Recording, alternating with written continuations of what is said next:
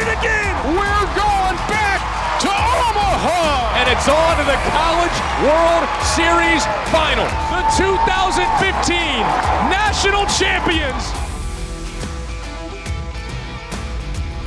It is baseball season. Fall baseball begins later today. We are recording on a Friday morning. Later this afternoon here at the Dish, the Who's will take the field for the first practice of Fall Baseball 2024. And with that, we welcome you into another edition of 1186, the podcast, the official podcast of the Virginia baseball program. I am Damon Dillman, joined by Andrew Ramsbacker. And you can see we've got Mac in the middle with us today. Coach Kevin McMullan joining us once again here on the podcast as we get you ready for some fall baseball. The Who's put out the fall schedule on Thursday. They've got 2 home games here, plus the Orange and Blue World Series. Mac, let's talk some fall baseball. And let's start off with a simple question.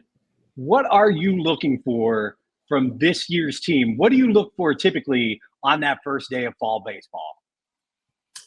Well, we've been doing skill work for a couple of weeks so far. So this will be the first time we're together as a group that you can basically be in unison. Today we'll take batting practice, we'll do some team defense, and then we'll have a 7-inning inter-squad scrimmage.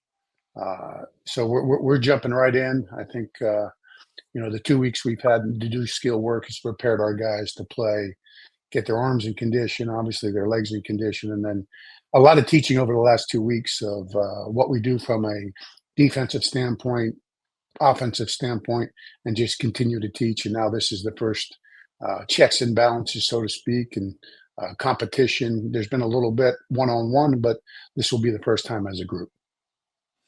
This is your first opportunity, or at least these last few weeks have been the first few opportunities to see these new guys, whether they're transfers or whether they're first-year guys coming in, a lot of whom obviously you've been recruiting for years, and now they're finally here. What's that like from a coach's standpoint? You've been waiting for these guys to get here for so long, and now they're finally here, and you finally get to start working with them. Yeah, I think it's exciting. It's scary at times, but I think excited is the best way to say it. You know, you're putting them into your program, your system. You're challenging them every day. You're seeing their responses. Obviously, we thought they were skilled enough to be contributors to our program. Some excite you a little bit more. Some say, okay, we got some work to do with this guy. But overall, it's a really, really exciting time because it's new. We're sharing information. We're seeing responses. That's the best part of fall baseball. You know, you continue to teach, challenge, improve, step backwards, go forwards, and all the emotional things that are in all those things. I think that's the funnest part for us as coaches to see where they're at, know where they're going to get to if they continue to take care of the process of what we do and how we challenge them from the weight room to the field to the meeting room to the classroom. So really, really exciting time. 18 new guys, I think you said, now are part of this roster that you get a chance to see them all in the field in the fall for the first time today. This is a program that has based now over 2 decades so much on a culture that's been put in place since day one, since you and Oak got here. How do you, with this new era, right, with more player transaction and players coming in, players coming out, what is the fall like in terms of implementing that culture with new players? How much do the coaches do that? How much is that more on the veteran players, or is that just kind of a balance that you guys do over the course of a fall? Yeah, I would say it's a balance. I think in the last 2 or 3 years, that's the transition of what's going on with the climate of college baseball. Sometimes half your team is new.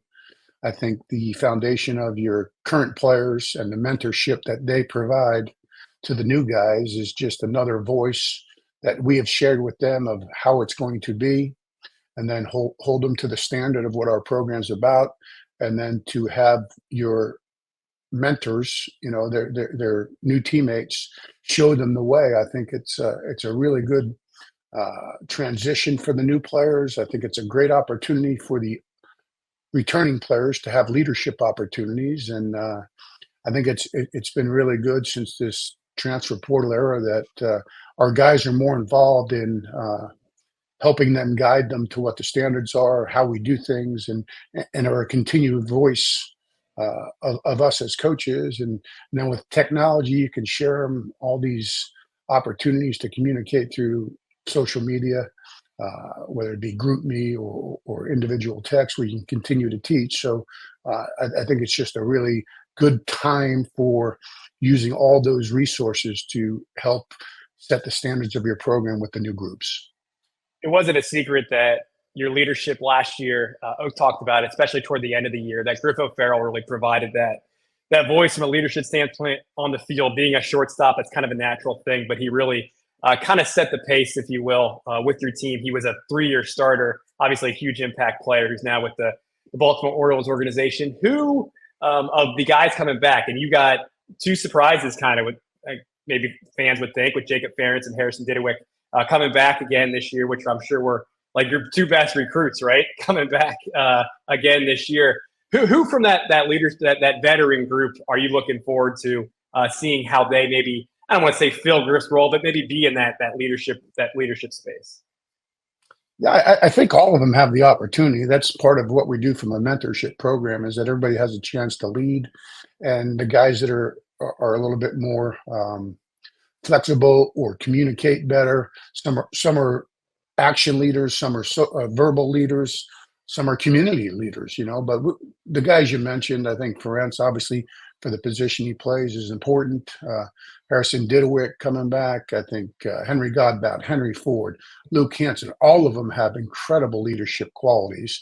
And it usually evolves in time, and it's okay if we have all leaders, because I think that's important. If you're going to win, you got to have leaders, and I think all those guys fit into those pieces. How quickly can you tell when guys come back for the fall that they're poised, or they put themselves in position to take whatever the next step may be for that particular guy? Whether it's the work they put in over the summer, maybe just a maturity, taking the next step maturity wise. How quickly can you tell that somebody's ready to maybe take that next step? Yeah, I think that the test is always the game and how they respond in the game. Most of our guys, because of the standard in their practice, they're going to get after it the right way. But sometimes it's the production on the field that gives them that internal, that undying confidence that they can continue to grow as a player. They don't have to do more. I had a conversation with a player the other day and said, "Hey, listen, it looks like you're trying to do more than you're doing. And in my opinion, all you have to do is do what you did last year and be a little bit finer with experience and do the same thing. You don't have to do more." It looked like he was trying to do more, and you can't do more. You can just do what you've done in the past, but you can refine it a little bit. And I think, that's where I think guys continue to build their inner confidence. And, I think the way we go about our business and challenge them every day, they'll get challenged. They'll know how to balance it out. They'll have to, make adjustments, or they'll continue to stay the course. But I think all of those things, the fall, the results, the game is the test, and all the preparation stuff before that either gives you confidence that you can execute. And there's some guys that are not good practice players and they're performers. There's some guys that are great practice players and obviously want to perform better, but maybe are not there yet. And I think it's all over the place right now. There's obviously a long legacy of guys who've come in and contributed right away as first-year guys, whether it's Becker and Ford last year. A lot of the guys you lost to the draft this year, like Andrew mentioned Griff before, and Ethan Anderson and Sauke and those guys. There's a long list of them going down through your time here. How quickly can you tell that a guy who's new to the program is a guy who could potentially help you pretty quickly? I think you get it figured out in the first couple of weeks that, okay, this guy's got poise, he's got the inner confidence. Again, I go back to the test is the game, but you can tell who has a pulse and who's quickly adapting to what's going on. But the mental endurance necessary to be a first-year player and have success at the collegiate level takes time. But you can sense it and feel it probably in the first couple of days. First-year players, obviously this is their, like you said, like their first opportunity to be a part of this program. Over the years, this is what your 22nd fall at UVA? Yes. 22nd. 22nd. So So you've had plenty of time to evaluate and, I don't know, maybe rank your all-time fall squad. But who are guys that you remember over the years that maybe you came in with, hey, you remember recruiting them a little, obviously you remember recruiting them, all of them, but when they got here, they were maybe a little better expected, or like, okay, maybe this guy can contribute for your team maybe right away. Oh man, 22 years. There's a lot of guys. Couple names that come to mind. Danny Holton was one of them. Our first 2 or 3 years here, he came in. He was a finesse left-handed pitcher, and next thing you know, he's hitting in the middle of the lineup as a freshman. So we had thought he could do both. I don't think he was sure if he could. And then when he got here in the fall and we implemented him as a dual player, it just took off, and obviously got physically stronger. The velocity jumped. Coach Kuhn did a great job seeing things that, are important for his assessment to make a guy jump, and just his competitiveness, we had to, I remember when he was a junior, I had to take him off the field at practice because he was going so hard all the time. So Danny Holton would be one of them. Matt Price was one of those guys that we thought he was pretty good. And when he got here, we were like, okay, this guy can really hit. We got to find him a spot. Maybe it's first base a little bit. And then he settled in his second year as a catcher. Jake Geloff was one of those guys that, was committed to another institution, decommitted, came here, and all he did was hit home runs. Hit home runs. Still, till he left, he was still hitting home runs. So Griff O'Farrell was one of those guys that he was the last kid in the recruiting class, and we knew he was a good player. We had a little bit of an understanding. He went out the summer before his first semester here and hit 400. And we're like, okay, this guy's a pretty good player. And next thing you know, all he did in the fall was get hit after hit after hit in clutch situations, make all the defensive plays. Our current club, Harrison Didewick, was a guy that we had signed out of our camp that he'll tell you he didn't get a hit in the camp, but how he went about his business and with a feverish approach in camp and running hard 90s, like his freshman fall, we're like, this guy is real. He's got an opportunity as he continues to mature to be something special, because he's got that innate thing in him that, you can't teach as a coach. You just have it. And I think Henry Ford's got that same kind of thing. We thought he would be a good player. We didn't know he'd have the impact like he did last year. And, if someone says they did, then I think they're BSing you a little bit. But, he's a guy that can play, corner infield spots, corner outfield spots. And he works at a feverish pace. He has impact on our team just because of how he goes about his business and his continual drive to be better than he was the day before. Yeah, I was going to ask you about that. This is a time to kind of explore a little bit versatility, right? Can guys play other spots? Is Henry one of those guys that you're gonna try at a couple different spots this fall to see how he does? Yeah, right now we have him taking stuff in right field, ground balls at third base. His arm's plenty good to play them spots, and he looks very comfortable. He played obviously with Team USA in the summer, and then from that point at the end of the USA deal, he's been here every day taking fly balls, taking BP, working in the weight room. He's much more physically stronger, and he just got to continue his path and don't think he has to do too much, and just continue to be Henry Ford.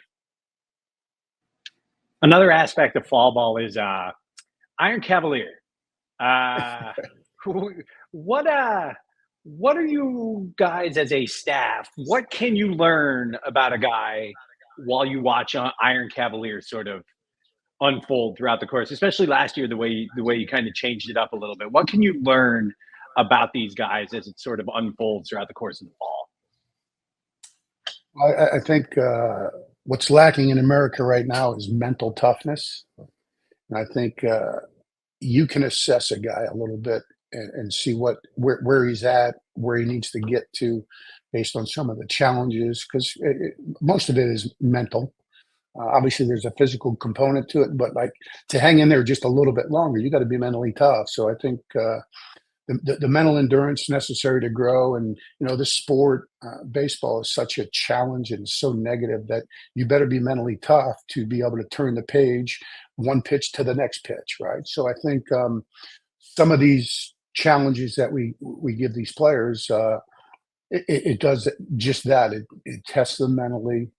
The physical component's important, but we just want to see who can hang in there a little bit longer, or where they start at, and by the end of the fall, or have they grown, physically and mentally, more so mentally, and are they hanging in there and fighting more? And some people have never been challenged with it; they've never been through it, so it looks like, oh my gosh, this is too much. And by we started this 5 minutes of abs. We started 2 weeks ago. Guys couldn't keep their feet up; they couldn't do it for 5 minutes straight, and now it's 2 weeks later, and they're killing it. So they've grown only physically; they've grown mentally, and those are the things that our sport gives more challenges than any sport. So one of our priorities is to make sure they continue to build their mental endurance, and we do that through some Iron Cavalier stuff, some Fun Friday stuff, some team building stuff, and I think it's good for their growth for sure.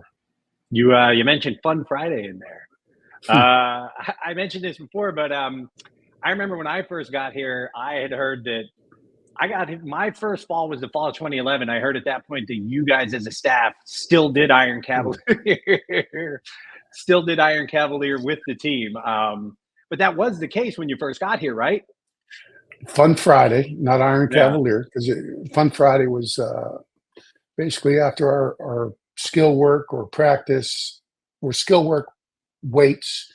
We had a 30-minute Fun Friday, which was relay races.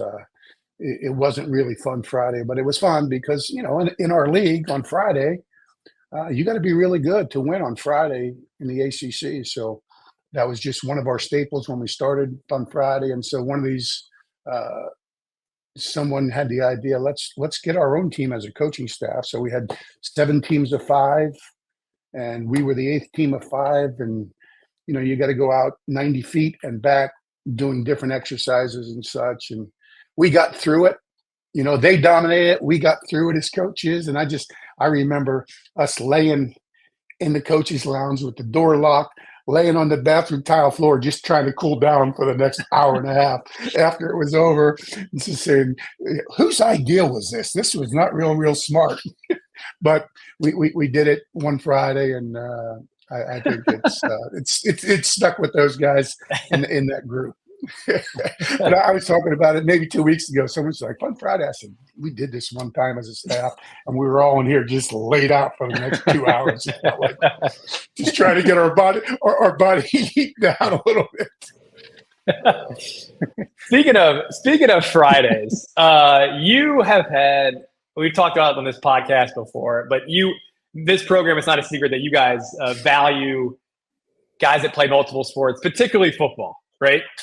You've had a number of guys come through here who were very decorated high school football players. Jay Wolfolk still here, was a great football player and played here at UVA for a couple of years before committing solely to baseball.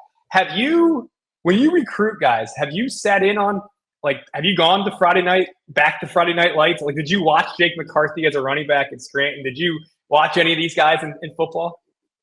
I did not ever watch guys live. Have not watched the live guys. I've seen obviously all their highlights.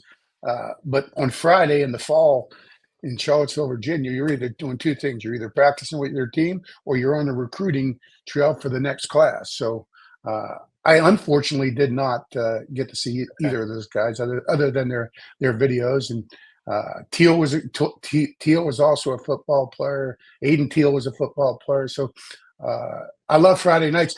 The sad part is I grew up playing Saturday afternoons. We didn't even play Friday nights in New Jersey when I was in high school, but it seems to be everybody's going to Friday nights because that's good for the communities. Everybody's got new turf fields. They got lights. So it's probably a wonderful thing in the community. Now, you played against, going back to your high school football days, you played against Teal's dad, right? Yeah. Garrett was combination. He was a quarterback at sometimes. He was a wing back, defensive back. He was a hell of an athlete, just like his son is, and was tough as nails. He was like the 5th boy of 5 in his house, and grew up pretty disciplined and structured. And he's had 3 or 4 older brothers play professional baseball. So got a long, fun relationship with Kyle's dad, Garrett. Did you know each other off the field? How far apart were your schools? Richfield Park and Dumont are probably 8 to 10 miles apart. Okay, so backyard almost. Yeah, yeah, and I mean, that was 8 towns in between that, and I Oh, think we connected socially because we played, some baseball in the summertime, and maybe when we were deeper into our high school careers, like he might have came to a social event in my town, and I would visit, one of his high school parties. So we've had a long friendship, and very, very grateful for it. so what was it like just when it all sort of came full circle and you start recruiting his two sons? Did you know, like when you first started recruiting Kyle, did you know Garrett was his dad, or just what were those circumstances like? I'm at an event in New Jersey, and I see Garrett, and we're talking. He's like, "Hey, you might take a look at Kyle. He's a skinny bag of bones right now, but he's a pretty good player." So that was that. I go see him. I'm like, I'm in. Get him to camp. I'm good.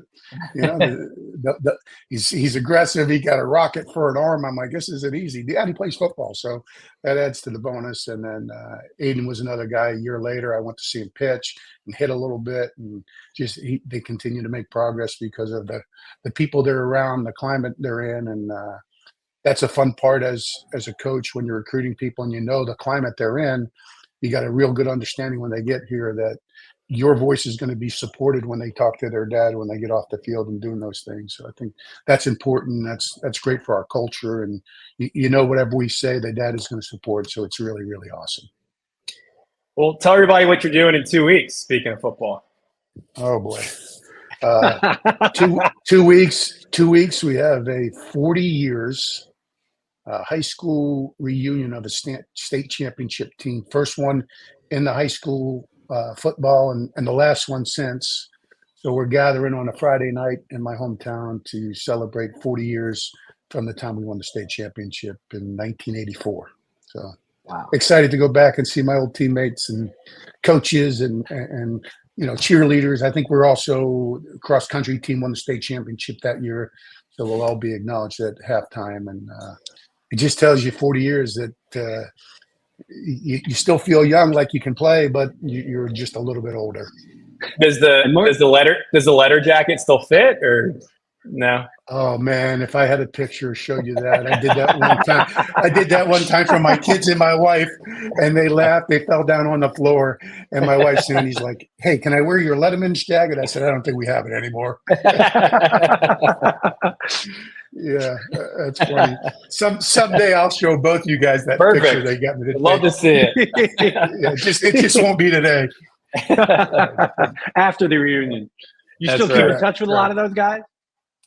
Yeah, we're on these group chats and social media. It's easy to connect. And, I got an email or I got a text message about this thing. And I responded, to 6 guys, like a silly message back, like, hey, maybe Rick should be in charge of this. Right. And then I get an email and it's like, hey, this is a commemorative ball, full-sized football, if you want it, with the date we won the state championship, who we played, and then you had the other side where your teammates could, sign it. Would you be interested in one? And I didn't get the picture of the ball. I just got the statement, and we went back and forth for a good hour. And I'm like, hey, listen, I take back everything I said. I just looked at the email. If I'm in for the ball, for sure. So. Well, besides the fall being for fall ball for football season, it is, as postseason baseball heats up in the MLB. Obviously, we're in September now. Pennant chases are going on, things like that, and there's obviously some UVA alums involved there.